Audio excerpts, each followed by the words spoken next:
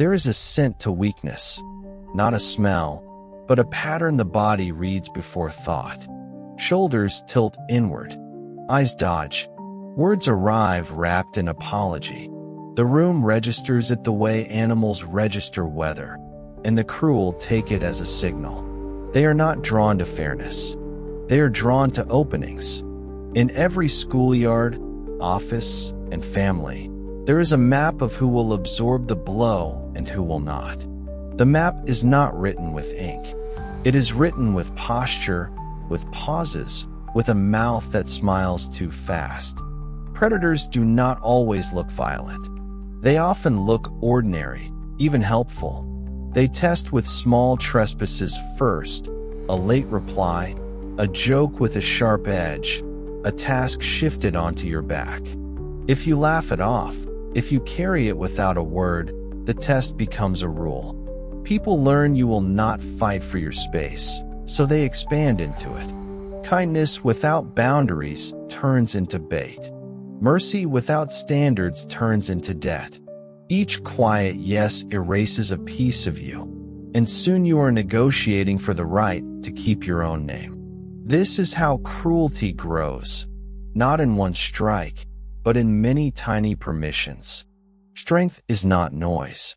Strength is a steady no before the trespass hardens into law. It is eye contact that does not flinch. It is a tone that is calm, not pleading. It is the simple refusal to explain yourself to those who enjoy confusion. The world is not gentle by default, but it is sensitive to signals. When your signal says I will carry what is not mine, the world lets you. When your signal says I will not, the world recalculates. You do not owe anyone your softness when it will be used as rope. You owe yourself a spine you can live with. Let the mask fall. Name the pattern. Correct your posture. Speak one hard sentence and let the silence work for you. You are not becoming cruel. You are ending the open invitation. When you move like a closed door, the hungry look elsewhere, and the room learns new rules. Fast. Weakness begins as an inner state, but it leaks into the outer world until others can sense it without words. It is not always poverty of money or absence of muscle. Sometimes it is the habit of over-explaining, the fear of saying no, the desperate hunger to be liked. Cruelty is patient. It circles those signals and presses slowly, as if checking the walls of a fortress for cracks. A request phrased as a demand, a laugh at your expense, an expectation that you will bend. Each is a probe. The weak imagine they are avoiding conflict by surrendering small things.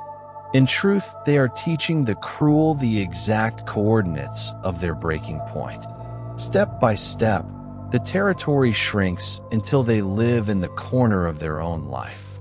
To those watching, this surrender looks invisible, but to the predator it is a language clearer than speech. The cruel feel no guilt, because the weak themselves seem to agree, to nod, to permit. But agreement born of fear is not real agreement. It is blood in the water. The cycle does not stop because cruelty never restrains itself out of pity. It stops only when the weak learn that silence is not protection but bait, that soft tolerance is not virtue but invitation. There is no safety in hoping the wolf will turn vegetarian. Safety is found only in showing that your ground cannot be entered without cost. To appear harmless is to announce yourself as a vessel waiting to be filled with the will of others. To appear steady is to remind them you are not an option. The cruel do not always need to be fought. Often they only need to be denied. And denial must be firm, visible, and final, for hesitation is another signal, and signals never lie. Cruelty thrives where weakness is normalized. A family member who snaps at you learns they can snap again. A colleague who unloads work onto your desk learns the burden is yours to carry. The cruel are not always monsters. They are often ordinary people who adapt to what is allowed. Weakness does not only invite the darkest souls, it invites everyone to test their advantage. And soon, what began as small indulgences grows into a culture where your suffering becomes expected. The weak then internalize the role. They start believing they deserve less, that peace depends on keeping others pleased, that endurance is proof of goodness. But endurance without resistance is not goodness, it is erosion. You cannot become whole by letting yourself be hollowed. The cruel understand this instinctively, even if they never say it aloud. They push until they meet a wall. If the wall is soft, they keep pushing. If the wall is stone, they walk away. There is no negotiation in this truth.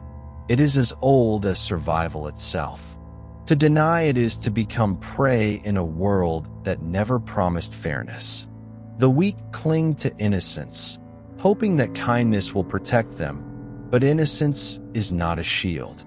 Innocence is a signal, and signals do not go unnoticed. If you wish to end cruelty, you must first end the permission you hand out with your silence, your excuses, your fear of being disliked. You must be willing to let people think you are cold, distant, even unkind, if that is the cost of safety. Better to be respected at a distance than consumed up close. For cruelty respects one thing only: resistance. Cruelty is not an accident of fate. It is a law, as old as hunger, as permanent as gravity. In nature, the lion does not explain its violence, nor does the vulture apologize for circling the weak. Predators do not ask whether it is fair. They ask only whether it is possible. Humanity likes to imagine itself above this order, shielded by civilization, law, and morality. But scratch the surface, and the old rules remain.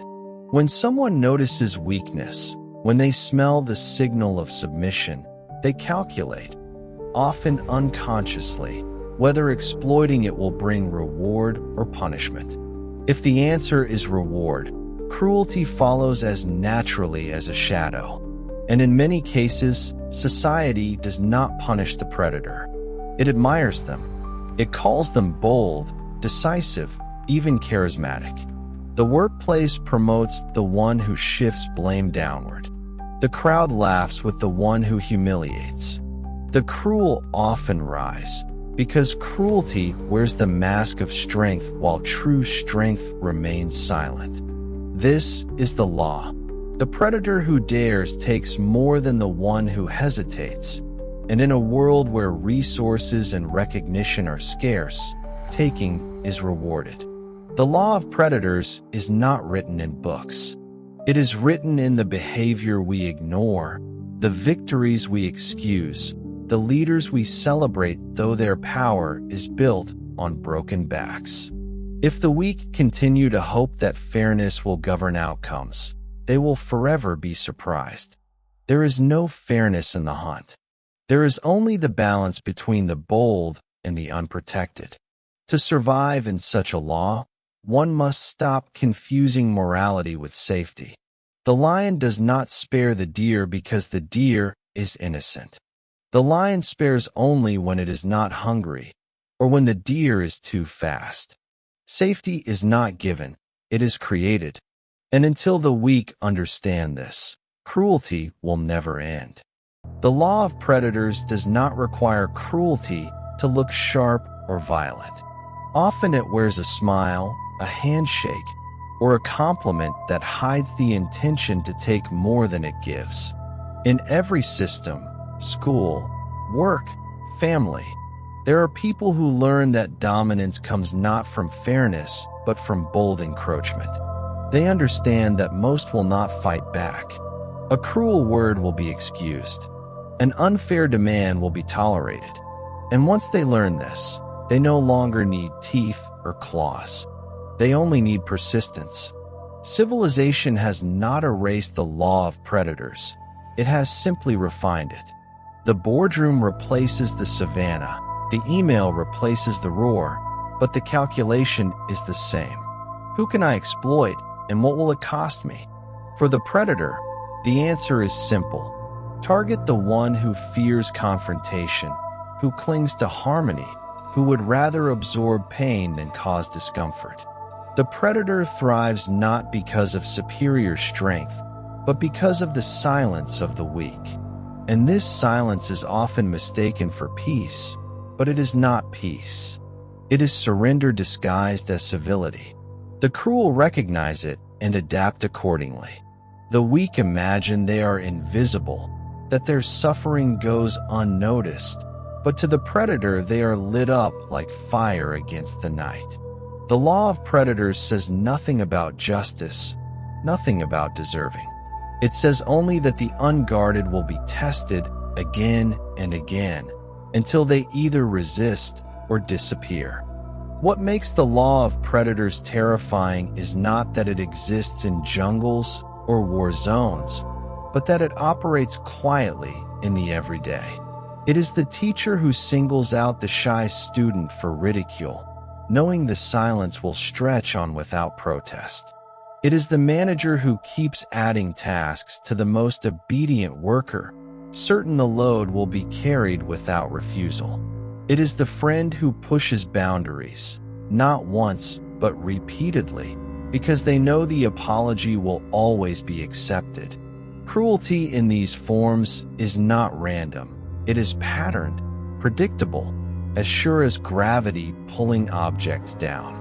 And yet the weak cling to hope that goodness will be recognized, that patience will be rewarded, that endurance will soften hearts. But endurance without resistance does not soften cruelty. It sharpens it. The predator does not grow guilty at the sight of suffering. The predator grows confident. Every quiet yes becomes a stone in the foundation of their power.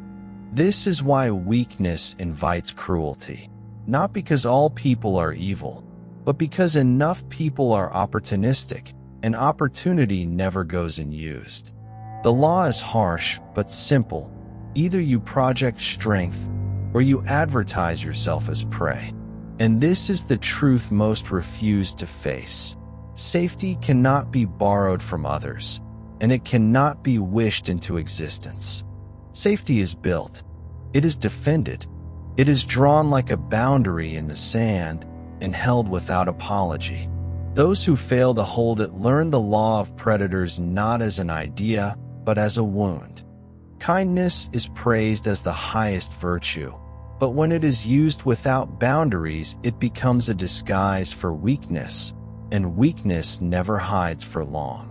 The cruel are experts at reading the difference between genuine strength expressed as mercy and hollow softness expressed as fear. They know that some people use kindness not because they are powerful enough to choose it, but because they are too afraid of rejection to do otherwise.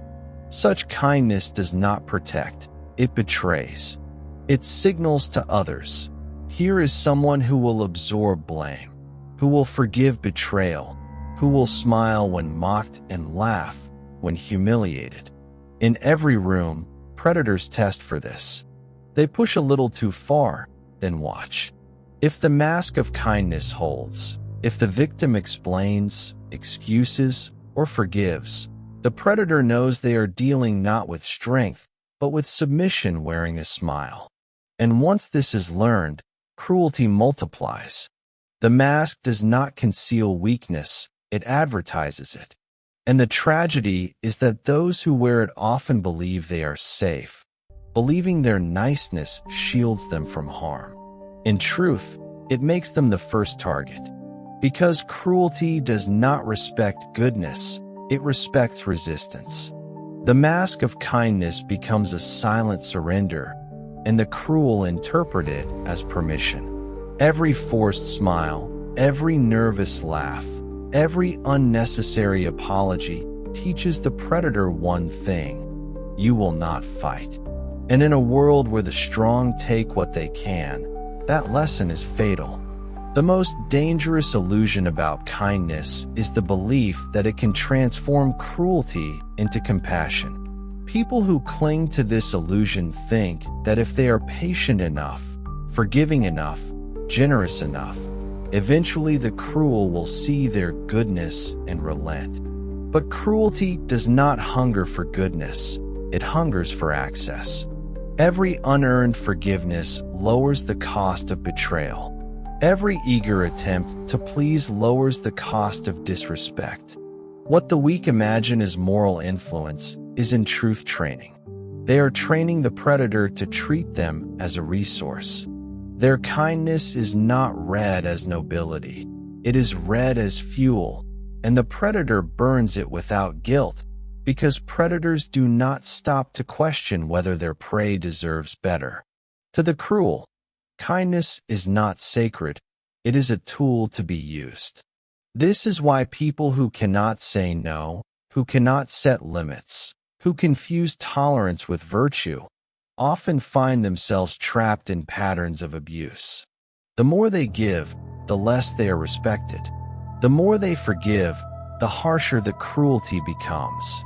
What they call love or loyalty is often nothing more than fear of confrontation, fear of abandonment, fear of being disliked.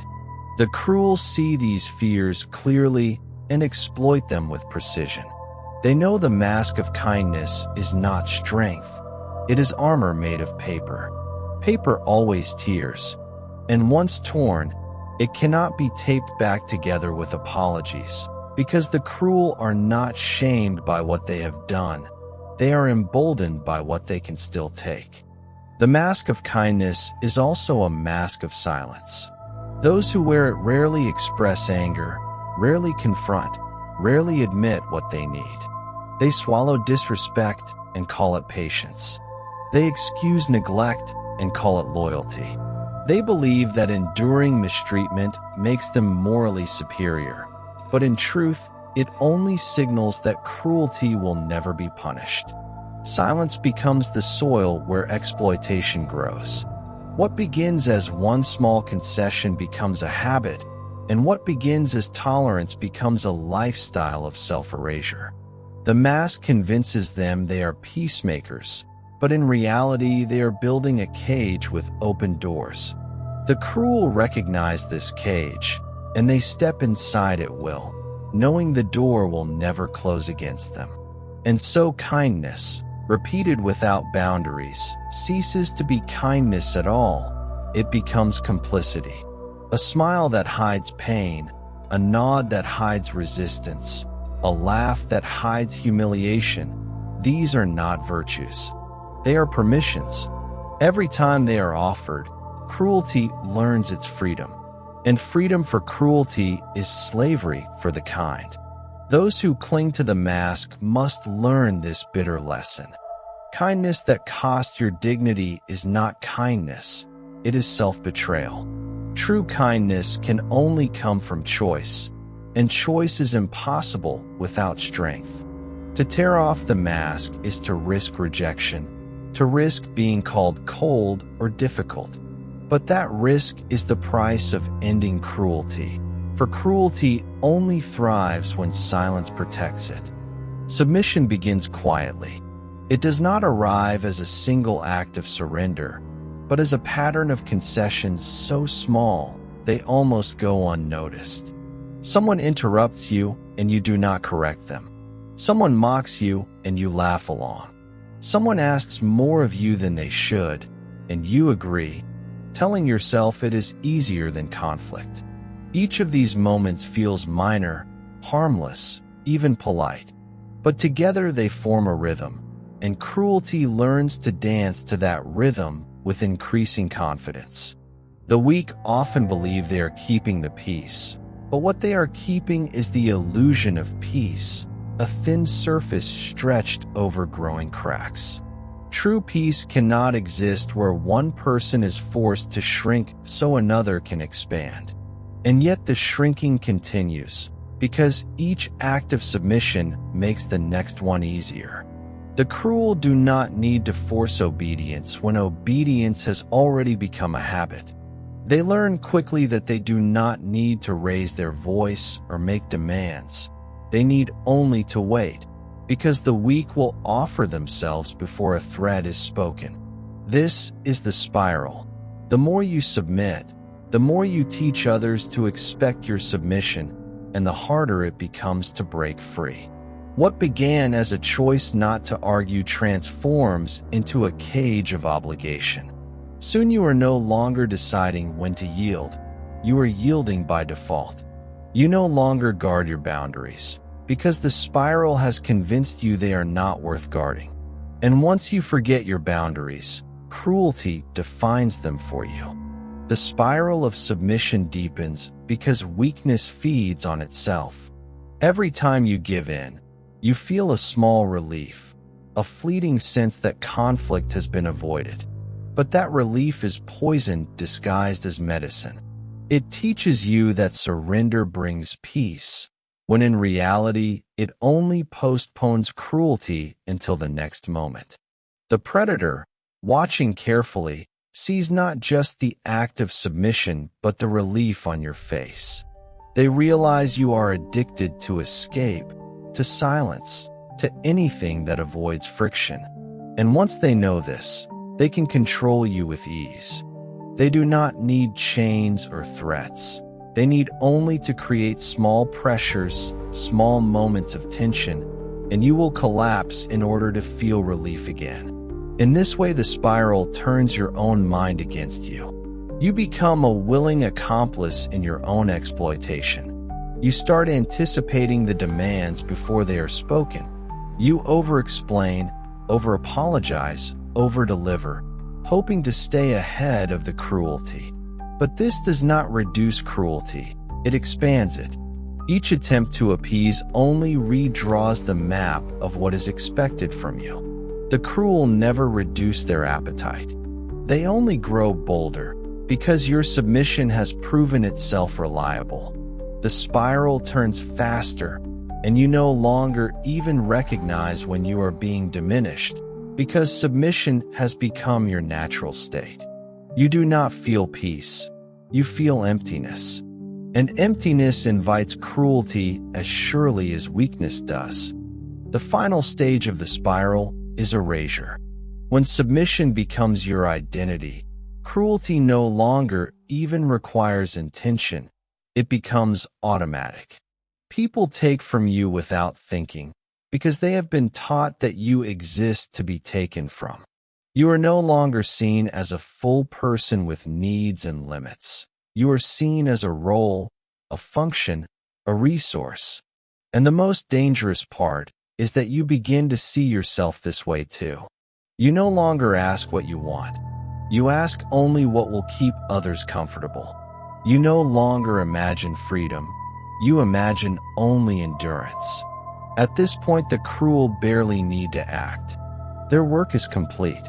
They have trained you to submit without prompting, to silence your anger before it rises, to erase yourself before anyone else has to. And so the spiral closes.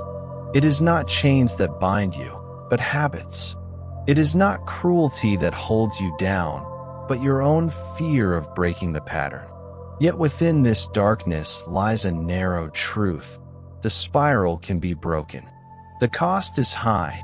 It demands that you endure conflict, rejection, even hatred, but that cost is lighter than a lifetime of erasure. Submission may feel safe, but it is the slowest form of death. To resist is frightening, but to resist is to live. The spiral can end, but only if you stop mistaking surrender for survival. Power is not born from virtue alone.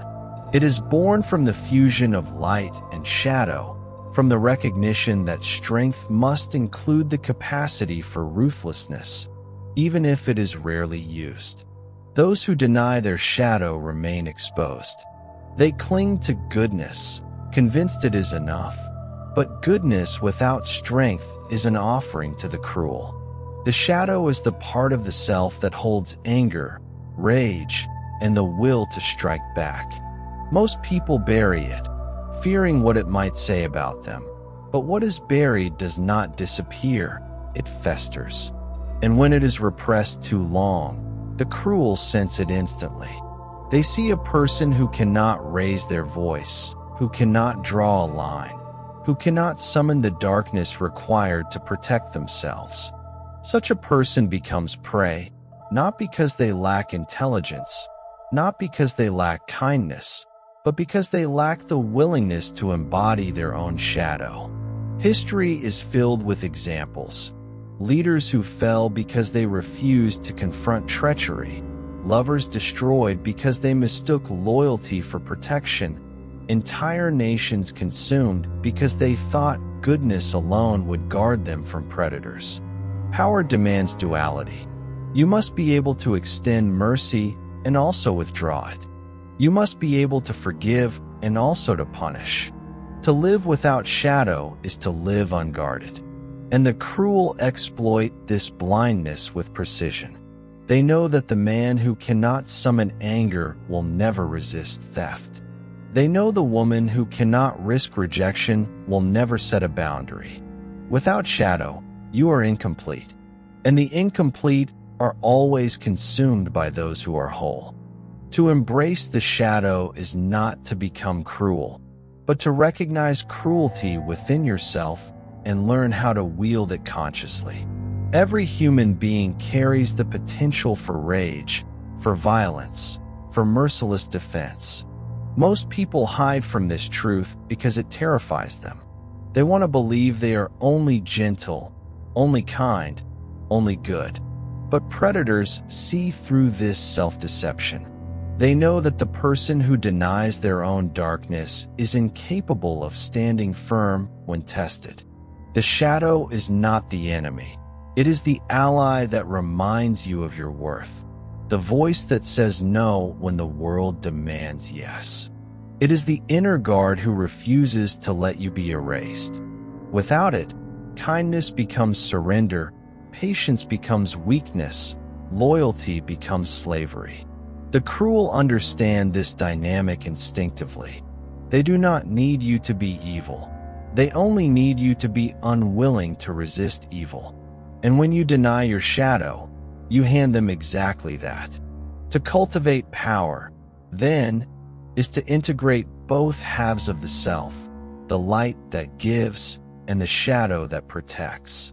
The strong are not those who are endlessly kind. They are those whose kindness rests on a foundation of unshakable will.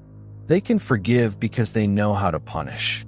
They can be gentle because they are capable of force. To embrace the shadow is to close the open invitation that weakness sends into the world. It is not the abandonment of morality. It is morality with teeth. The tragedy of weakness is that it often belongs to those with the purest hearts. They avoid conflict because they fear hurting others, but in doing so they guarantee they will be hurt themselves. They bury their anger because they believe it is sinful, not realizing that suppressed anger always returns as self-destruction. The shadow they deny does not vanish. It turns inward, eating away at confidence, corroding dignity, eroding the ability to say no. The cruel thrive in this absence because they know the weak will punish themselves far more than anyone else could. To reclaim the shadow is to redirect that force outward, not recklessly, but deliberately. It is to say, I will not harm without cause, but I will not allow harm to be done to me. It is to accept that fear and anger are not flaws to erase, but powers to discipline. And once disciplined, they become unshakable weapons. The predator respects only what resists. The shadow is the part of you that resists. Without it, you are a door without a lock, a fortress without walls. With it, you are whole, capable of mercy and capable of defense, capable of softness and capable of steel. The cruel no longer see an open invitation. They see a boundary. They see a cost. And cruelty always prefers easier prey. Thus the shadow is not a curse. It is a shield. And until it is embraced, you will remain unarmed in a world where weakness invites cruelty. Cruelty is never only outside of us. It lives within, waiting in silence, shaping the way we see and treat others, shaping the way we even treat ourselves. Most people imagine cruelty as something foreign, something belonging to villains or monsters. But cruelty is woven into human nature. It appears in small ways, in the pleasure taken from gossip, in the laugh at another's embarrassment, in the quiet satisfaction when someone weaker stumbles. It appears when we use silence as punishment, when we demand attention we do not give, when we measure worth by usefulness instead of dignity. The truth is unsettling. We are all both predator and prey, and which role we play depends not on goodness, but on circumstance. Those who imagine themselves pure are often the most dangerous, because blindness to their own cruelty makes it impossible to control. They justify exploitation as discipline, manipulation as guidance, domination as love. And yet even those who see their darkness struggle with it. To admit the cruelty within is to admit that we are capable of becoming the very thing we fear. This recognition is heavy, but it is also freeing. For when you accept your capacity for cruelty, you stop being naive. You stop mistaking the world as divided into good and evil, and begin to see it as a constant struggle between forces within every person. The weak who deny this truth remain defenseless. The strong who accept it gain clarity. They know cruelty is not a distant threat, but an inner voice. And only by facing it can it be mastered. Cruelty takes many disguises, and one of its most common forms is self-inflicted. The same softness that cannot strike outward often turns inward with ruthless precision. The weak tell themselves they are not enough, that they must endure mistreatment as proof of loyalty, that silence is the price of love.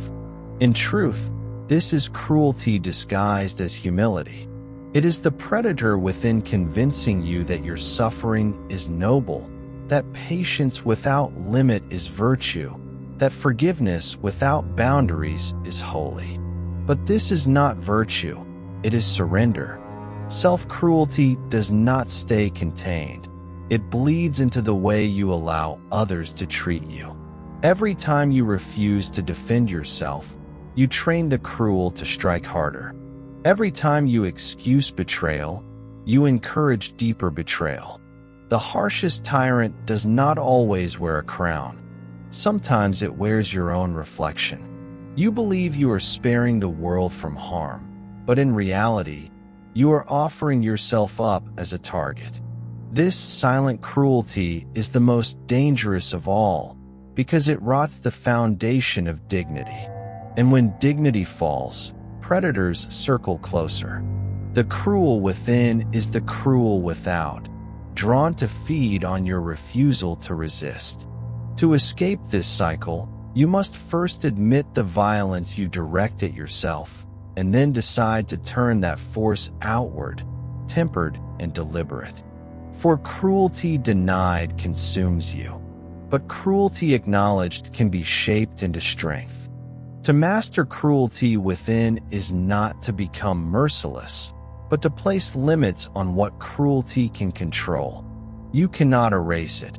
It is part of the human fabric. But you can bind it, you can direct it, you can decide when it awakens and when it sleeps. The strongest people are not those who are untouched by darkness, but those who have learned to command it. They know how to unleash severity when a boundary is crossed, how to inflict consequence without pleasure, how to defend themselves without becoming sadists. This is the paradox of strength. To be merciful, you must first be capable of cruelty. Otherwise, your mercy means nothing. It is only weakness dressed as kindness. The cruel respect nothing but resistance, and resistance demands the ability to strike. If you lack this, your kindness is an open wound, an invitation for predators. But once you integrate cruelty, not as your master but as your servant, you cease to be prey. You become whole, both light and shadow, both compassion and consequence. In this balance, cruelty loses its grip. It no longer whispers commands you cannot refuse. It waits for your permission. And when you hold that authority, you are no longer ruled by fear. You can face the cruel without flinching, because you have already faced the cruel within. Innocence is not a gift, it is a liability. It blinds you to the nature of the world, convinces you that others mean what they say, that promises are sacred, that kindness will be returned in equal measure. Children live in this illusion because they must. Survival in their earliest years depends on trust. But when that innocence lingers into adulthood, it becomes an open door to cruelty. The naive cannot recognize masks. They cannot sense malice. They do not see how power hunts weakness. And so they walk into betrayal as though it were love. They mistake pity for care. They confuse exploitation for guidance. This is the death of innocence, not a single moment, but a gradual erosion. As each disappointment cuts deeper, each betrayal strips away another layer of belief. Many resist this death, clinging to illusions, convincing themselves that the cruelty they suffer is an exception rather than a pattern. But the truth is unavoidable. The world is not gentle. It feeds on weakness. It punishes naivety. It devours those who refuse to see it clearly. To survive, innocence must die, and in its place, clarity must rise. Not the coldness of despair, but the vision to see people as they are, not as you wish them to be. This death is painful, but it is also rebirth. For only when innocence is buried can strength begin to breathe. The tragedy of innocence lies in its reluctance to die. Even after the harshest lessons, many secretly hope that the world will return to fairness, that betrayal was an accident, that cruelty was a misunderstanding. They long for purity, for trust unbroken, for the dream that people are good simply because they should be. But innocence does not vanish in one blow. It clings like a shadow, whispering that hope is enough to shield you. This whisper keeps victims trapped in cycles, repeating the same mistakes, returning to the same predators in new disguises. It is why so many endure years of manipulation, why so many fall into the same traps again and again. Innocence resists its own death, because its death feels like the death of love itself. But the truth is different. The death of innocence does not destroy the capacity to love, it refines it. It transforms blind affection into chosen loyalty, careless trust into deliberate alliance. It teaches you that love is not owed, it is earned, that loyalty without discernment is just weakness, and that those who demand your innocence seek only to exploit it. When innocence finally dies, you stop pleading for fairness and start demanding respect.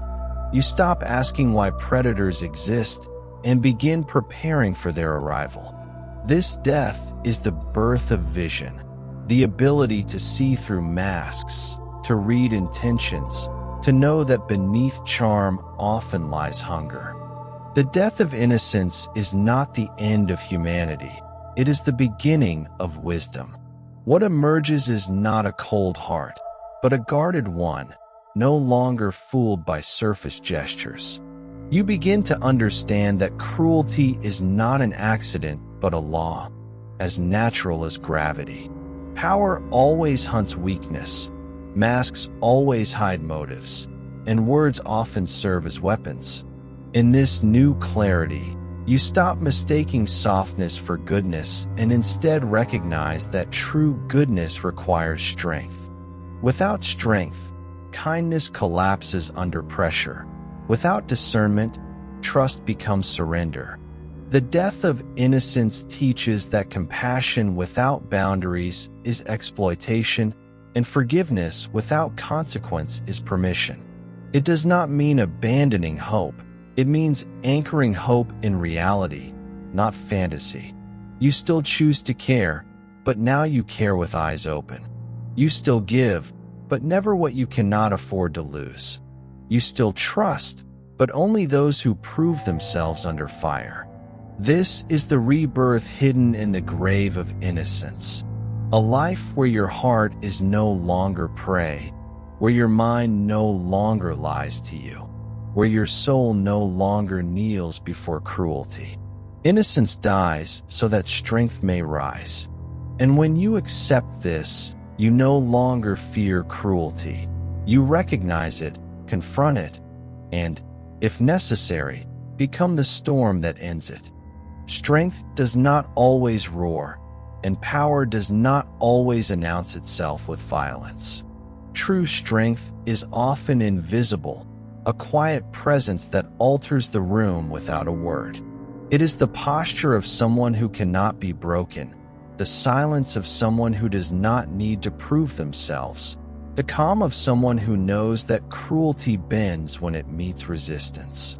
Weakness invites predators, but strength, real strength, deters them before they strike. Not because it is aggressive, but because it carries weight. People sense it, even if they cannot name it. They feel it in your refusal to be rushed, in your eyes that do not flinch, in your calm that does not crack. This is strength as a shield, not loud, not theatrical, but undeniable. It is the shield that stops cruelty before it touches you, because cruelty thrives only where it expects compliance. The strong do not have to fight every battle, because their presence declares the outcome before the first move is made. In a world where weakness invites cruelty, strength becomes the unspoken language of survival. It whispers that you will not kneel. It signals that exploitation will cost too much. It warns that betrayal will meet a wall too high to climb.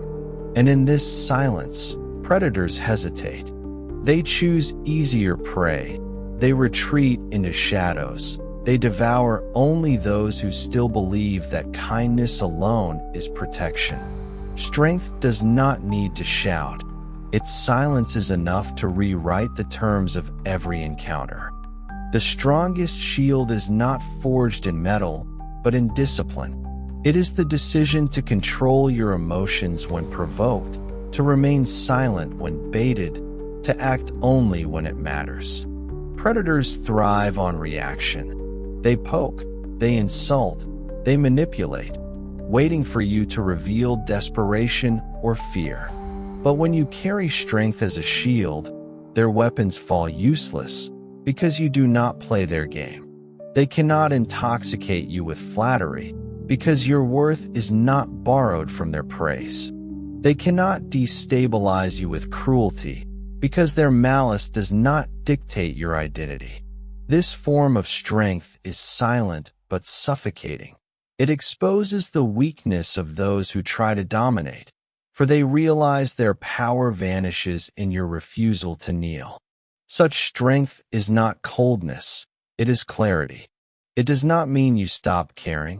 It means you stop bleeding for those who demand your suffering. It means you can choose to be kind without being naive, to be generous without being drained, to be present without being consumed. In this silence, you are untouchable, not because cruelty ceases to exist, but because cruelty can no longer control you. The shield is not in hiding from the world. It is in meeting the world with an unshakable core. And the paradox is this: the less you display your strength, the more it shapes every encounter. Strength as a silent shield is not only for defense. It transforms how you move through life itself. You stop chasing validation because you already stand rooted in your own worth. You stop explaining yourself to those determined to misunderstand, because their blindness is not your burden. You stop fearing loneliness, because solitude becomes your fortress, not your prison. This shield gives you a different kind of freedom. The freedom to walk into darkness without trembling. The freedom to love without losing yourself. The freedom to say no without guilt. It is not about winning every battle. It is about making most battles unnecessary. For when people sense you cannot be bent, they rarely try to break you. And when they do, they find the cost unbearable. This shield is not arrogance, it is self-respect. It is not cruelty, it is boundaries. It does not strip you of humanity. It protects your humanity from those who would exploit it. In the end, the cruel respect only strength, and the world rarely spares the weak. To carry this shield is to walk with quiet authority, to live without begging for mercy, to face cruelty with a gaze that says, "I see you, but you will not touch me." And when you live this way, you do not just survive in a cruel world, you master it.